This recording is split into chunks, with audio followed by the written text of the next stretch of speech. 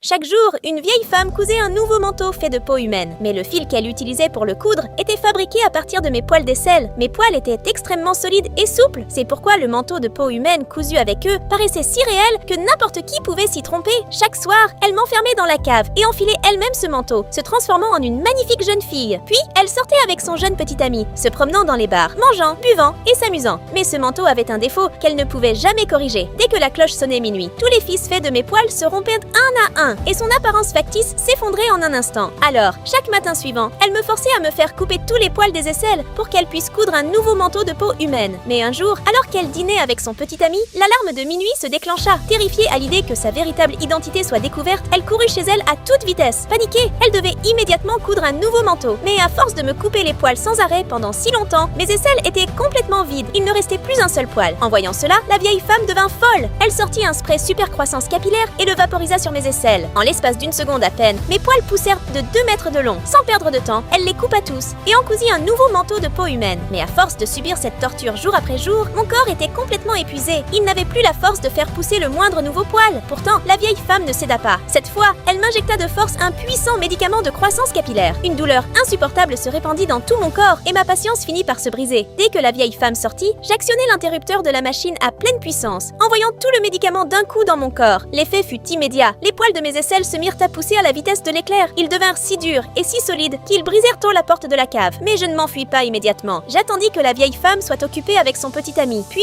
je trouvai une mousse épilatoire. Je m'approchai discrètement d'elle et versai toute la mousse sur son corps. L'instant d'après, le manteau de peau humaine qu'elle portait se désintégra en morceaux. Son vrai visage de vieille femme, plein de rides, apparut devant son jeune petit ami. En voyant cette scène, le garçon, terrifié, sauta par la fenêtre et s'enfuit. On ne peut pas voler la jeunesse indéfiniment. La vérité finit toujours par se révéler. Maintenant, je me demande si j'ai bien ou mal fait.